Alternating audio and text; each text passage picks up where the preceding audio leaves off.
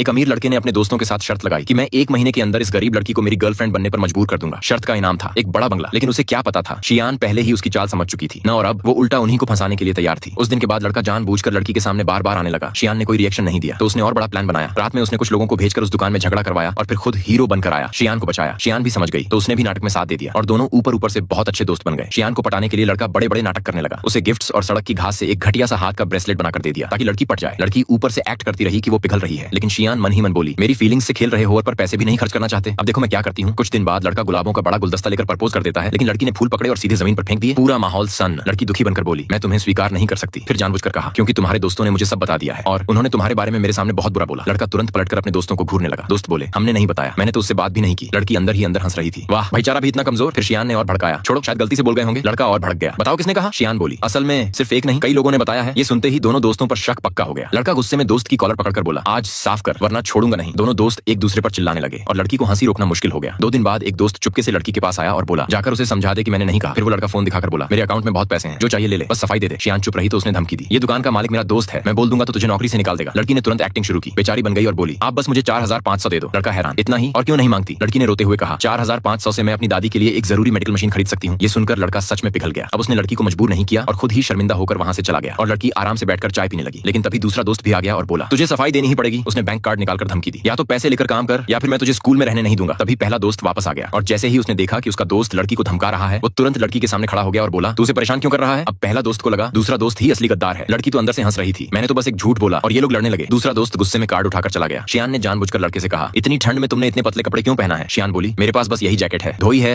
अभी सूखी नहीं। लड़का ये सुनकर दुखी हो गया और शियान को कई नए कपड़े खरीद दिए। शियान ने कहा, मुझे स्कूल छोड़ दो। स्कूल गेट पर फिर दूसरा दोस्त आ गया। शियान ने फिर रोने का ड्रामा किया, मेरी माँ तो मैं 3 साल की थी तभी मर गई, मैं बचपन से ही सबकी मार खाती आई हूँ। लड़का पिघल गया और कसम खाई, आज के बाद कोई तुझे परेशान नहीं करेगा। इस तरह लड़की ने सबको अपने इशारों पर नचा दिया। अगले दिन लड़का हॉस्टल के नीचे खड़ा था। उसने लड़की को एक स्कार्फ दिया और बोला, ये मैंने तुम्हारे लिए लिया। फिर ईमानदारी से माफी मांगी, कल मैंने जो कहा वो गलत था। तभी दूसरा लड़का भी वहां से गुजर रहा था। लड़की ने मौका देखकर अचानक शरीर ढीला छोड़ा और सीधे उसके सीने में गिर गई। पहले लड़के ने अपने दोस्त को एक मुक्का मार दिया और चिल्लाया, उससे दूर रह, तू उसके लायक नहीं है, वो तुझ पर कभी नहीं मरेगी। दोनों लड़के लड़ने लगे और लड़की साइड में मजे से तमाशा देखने लगी। तभी तीसरा लड़का भी आ गया और अचानक दोनों लड़के एक साथ लड़की के आगे खड़े हो गए। इससे इसका कोई लेना देना नहीं, जो करना है मुझसे कर। लड़का ये देख सन रह गया।